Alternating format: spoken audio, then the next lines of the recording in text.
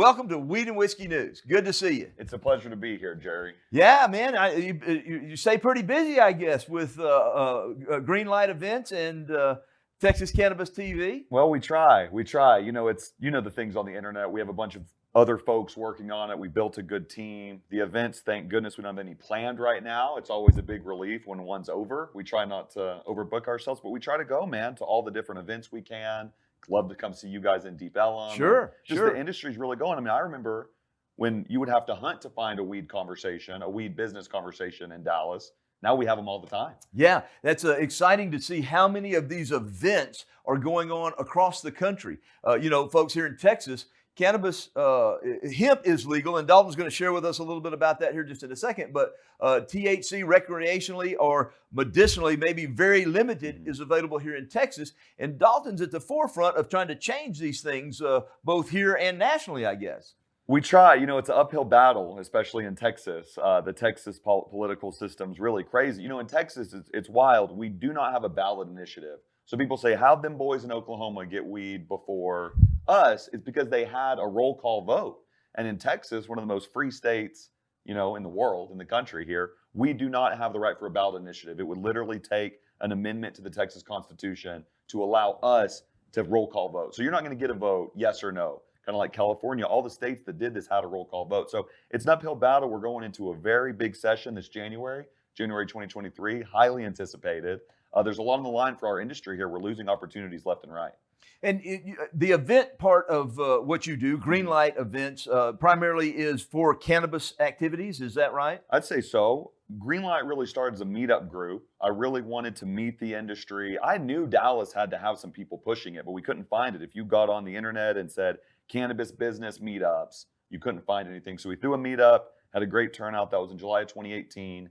That was the precursor to Green Light Events. And we've just been throwing really meetups and events ever since for other clients and sometimes for ourselves when we really you had an event here in Dallas not too long back. Some of our producers went over and joined in with the festivities. Sometimes you got to see it to believe it. I like to tell people that Texas has a vibrant cannabis industry. It's kind of like an ocean current. You don't see it, but once you're in there, it's a whole thing. It's a whole ecosystem of people really trying to make it happen. Yeah, I've got some friends that are working on something called Big Texas Hemp. It's a TV series that they're trying to get out there to make more people educated. You know, folks, hemp. You know, when you think about this is a agricultural product like corn or wheat, or even better, because there's so many different things that can be done with the hemp plant. Share with us, Dalton, a little bit about all the different things that hemp can be used to do. It's wild, and the pundits are all debating on what it is. Is it medical cannabis? Is it industrial hemp? It's really all the same plant species. I think I'm not a scientist, but we're YouTube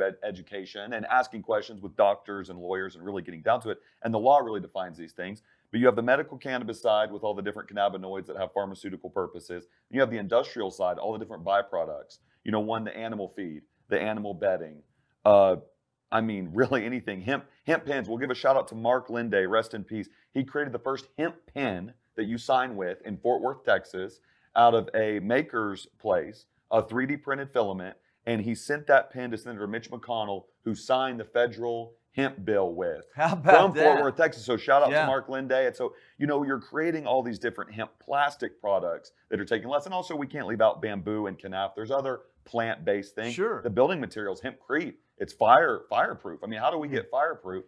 Our commissioner says it's, Adobe Logic. Sid Miller. You're talking about our commissioner of agriculture here in Texas. Sid Miller is a huge pro-hemp guy, and we appreciate that, Sid. We might not have got it done without him. He really helped push it through about what's going on here, and he just came out for medical expansion, which is cool because you have two separate industries of industrial hemp, the medicinal side, but they're regulated by the same bodies. So if J-Man and I are going to grow some hemp for pens or for animal bedding, we don't need the same regulations we would if we're giving it to a sick grandmother that has cancer. That needs a lot more stringent testing. Sure. And so as a limited government type of guy myself, we're really getting hamstrung by these laws of if we're testing our hemp, again, for carbon sequestration, why are we getting it tested the same level we would to give at the doctor's office? But again, we're just happy to have some access here. And he called it, I forgot exactly what he said, but he said Adobe, because we used to build homes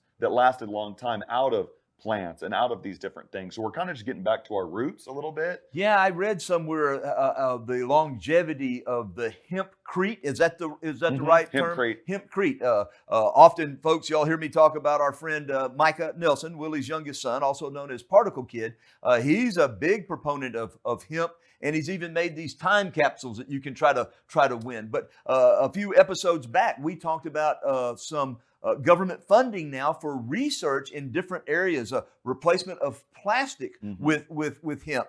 And I'm going to get off on a tangent here with Dalton because so necessary, before we started, I said, Dalton, I had in my mind one time that maybe the hemp plant would be something in space that would be beneficial for us. Thinking I'm the only guy that thought, man, I need some up there where I get my medicine. But it's far more than that, for clothing, for construction, for oils, all kind of things. Well, Dalton informs me. Go ahead. Well, there's a few years ago, a company out of Colorado called Front Range Biosciences did send the first cannabis seeds and I think starts up to space, to the International Space Station. And that guy's out of Colorado. We met him at NOCO Hemp Expo. And shout out to those guys. I don't know what they've done since. I got to keep up with it. That actually inspired me to start the hashtag Grow Hemp on Mars. It's like, well, we're not growing hemp on Mars just yet. But again, we made the joke, if me and you were going to space for, let's say, 2 years, and we could bring 5 plants with us, we're not only going to bring cannabis, but that's on the list. Sure. It's on the list. Absolutely. And until recently, and I've told people 48 years I've been using cannabis, both medicinally and recreationally. I had never really considered all the other benefits of the plant, like for making construction materials. Right. And, folks, the gestation period, if I'm correct, is about 90 days for the plant. Sounds right to me. Yeah, We got doctors in here. Yeah. And so the ability to use this plant for a multitude of things for us, I think is going to only become more and more relevant and prevalent as legislation change, as research is done, as they find more and more value from this one plant that Mother Earth gave us. To recharge the soil, you can't get multiple harvests in 1 year, as you were alluding to. And again, it's different whether it's outdoor, indoor, energy intensive. There is a false narrative that all the cannabis grown is good for the environment, when actually sometimes those buildings are more power intensive, or if you're putting it into single-use plastic. So there is this, we have to keep ourselves intellectually honest about the good environment side of the cannabis plant is this outdoor industrial textiles fiber, and that the industry is still growing. It's a lot about processing and getting farmers on board and different genetics. If we're going to grow, some cannabis for cancer fighting properties that have been, that have some anecdotal evidence and some other things like that, that's different genetics than we would grow if we're going to do some hempcrete. So that's why we have both outdoor grows and indoor grows. Back in the day, everything was grown outdoors, and through science and research, as we talked about, lights and nutrients changing up the molecular structure of the cannabinoids in the plant to increase the THC potency. Woo, man, that's a bunch. The huge benefit we have is an outdoor grow, not for our medicinal reasons, but for our industrial reasons. How big would you think that is today? And in 10 years, how big do you think that industry It's slowly starting, the infrastructure is starting to be made. The biggest problem is, even if you and I grew some of the best industrial kind, I'm talking about stuff that can be up to 10 feet tall, we could get a lot out of, it's not economical to truck it to a processing facility. So it's really more of a network,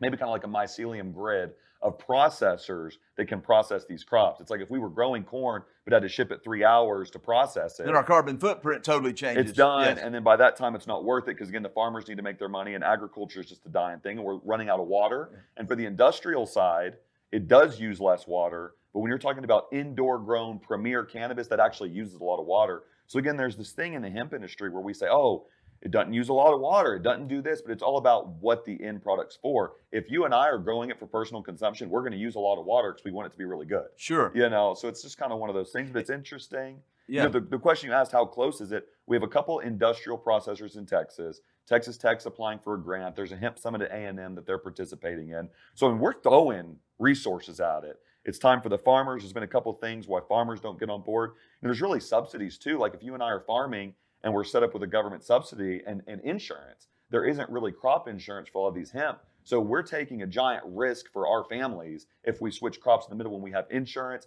and subsidies from the American government. So there's got to either be created some incentives or an even playing field. Again, I'm a free market guy, but if you're getting a lot of incentives to grow these other normal, like soybeans, nobody wants any more soybeans. But the fact that you and I can plant our soybeans and have guaranteed crop insurance, have guaranteed subsidies where we're not going to lose our farm. Sure. We're going to keep growing soybeans, even though we know what needs to happen. So, and all the fun things. I mean, that you mentioned on the endocannabinoid stuff, why you've been feeling so good after all this year smoking.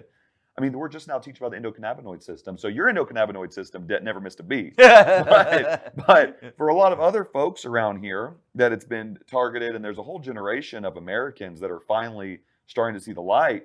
People getting a little pain, and people want to see what can help them, and people want their bodies well regulated. And we have a lot of friendly doctors, and I'm sure they'll be on the Weed and Whiskey News sometime soon, that can really preach about this endocannabinoid system, master regulator. You don't believe it until you really start Googling it. Then you Google it, it's hard to unlearn all that. Sure. It's hard to or unpack. actually use it and see the practical application and the results. Y'all often heard me talk about my mom and the THC balm that we rubbed on her foot, that she had pain, and she's the most anti-drug person you could ever meet until that pain went away. And then her attitude changed.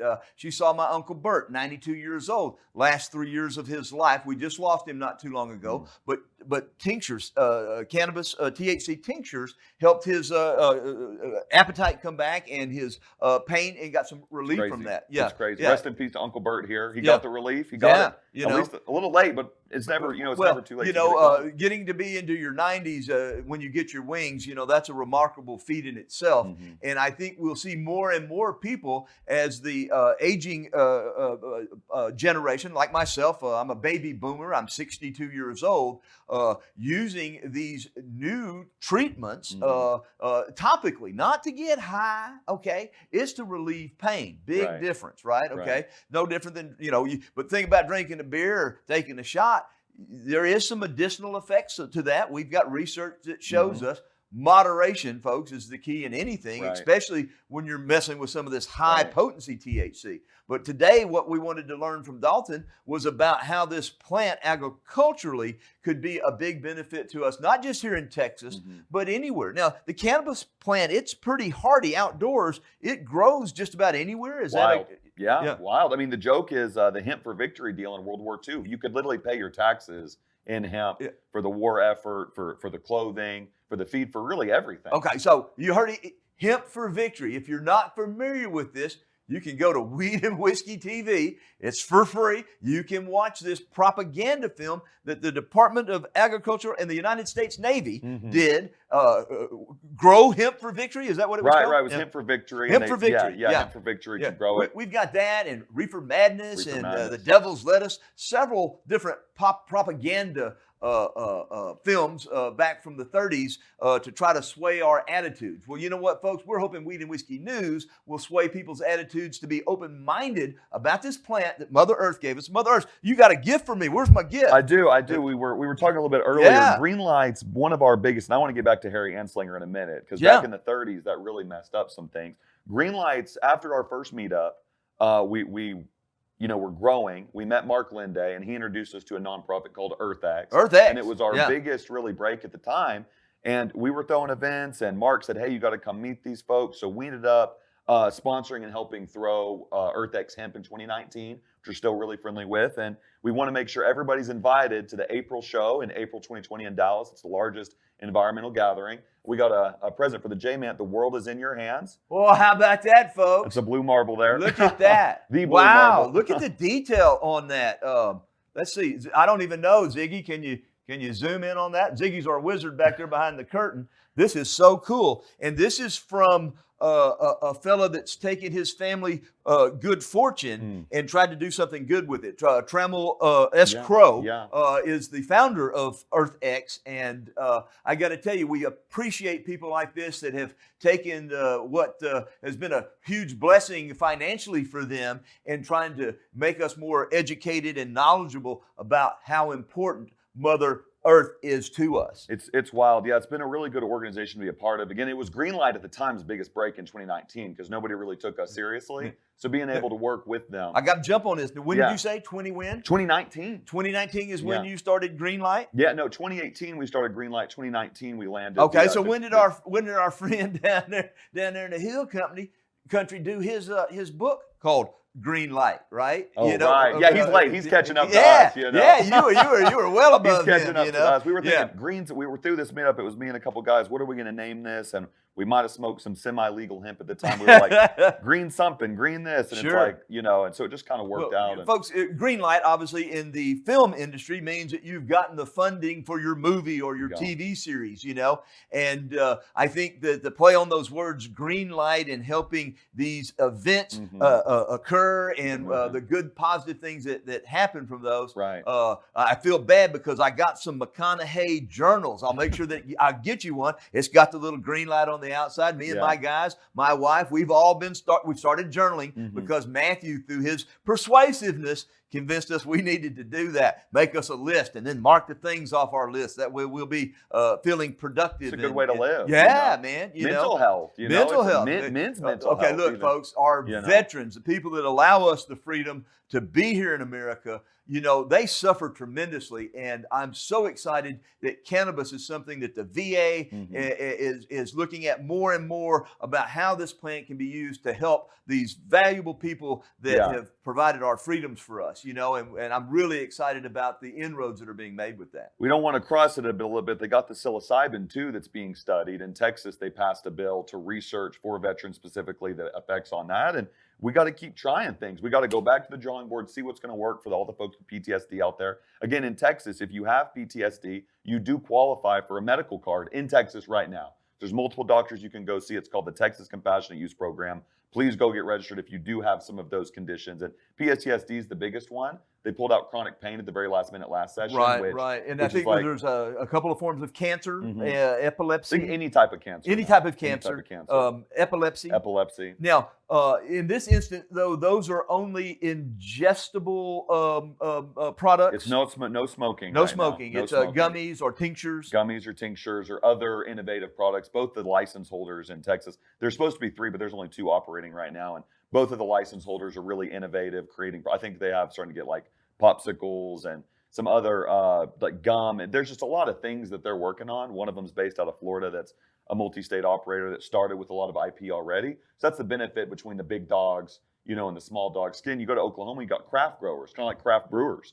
We might love their products, but they can't compete with, like a Walmart-sized cannabis company. Again, the culture feels differently about these companies. It's like, oh, they're the sellouts, they're the corporate cannabis, but they are creating so much product development. They're stabilizing their product. So there's a little room for everybody, and we can learn from those big companies. And also, that's the one the Fortune 500 are going to play ball with. That's the one the stock exchange is going to play ball with. And that's really what we need as institutionally to really get on the same page. I mean, in 30 years, we're just going to think, why was this even illegal to begin with? Yeah, it's just an ingredient. And how big is this going to grow once it becomes legal in the next 3, 5, even 10 years nationwide? I think we're going to be the biggest exporter. I mean, who would not want to grow? I mean, especially Texas. And again, the commissioner talks about this. We're an agricultural state. Sure. It's an agricultural crop. So it's like the fact, it's just, we already have the infrastructure. We already have the farms. We already have the equipment to get this going. Yeah. How exciting is this? Well, we got to wrap it up. Dalton, tell us for the remainder of 2022, do you have any cannabis events that Let me think. we'd like for anybody to go to here? We're helping support the one at A&M. I think it's November 11th. The Texas Hemp Coalition's helping do that. There's a Texas Hemp Harvest Festival. I'm just rounding all the ones I know here. Down in Austin, put on by a great group of people. And your friends that you mentioned earlier from Big Texas Hemp, they're having the Taste of Texas Hemp Cup, I think December 12th. Right. If you're local, Oklahoma has a cool one called the Cowboy Cup. The Cowboy Cup. Is that Oklahoma City or? I think so. A little south. No, Stillwater. It's at Stillwater's biggest dance hall, Tumbleweed Dance Hall. Wow. So maybe we make a little trip up there December 3rd. Might just have to do that. Do a little remote thing. See what the Oklahoma boys are about. Yeah, Greenlight, we're kind of slowing down to do one big event each year. We're going to do the roundup again next year in August, probably at the same venue. And we're looking more to support the community. Again, we started Greenlight really just to connect the dots, not at the end to support other groups. And we started the TV thing just to give the media. Obviously, you guys are a lot more legit TV than we are. No. No. We're just on the internet. Anybody out talking about this plant and the benefits of it, we want to support and help, especially guys like Dalton. And we can't wait to have you back. We'll get back. you back here real soon. Folks, we got to wrap it up and sign off for now. We hope that you'll join us next week for another episode of Weed and Whiskey News. Thank you, Dalton.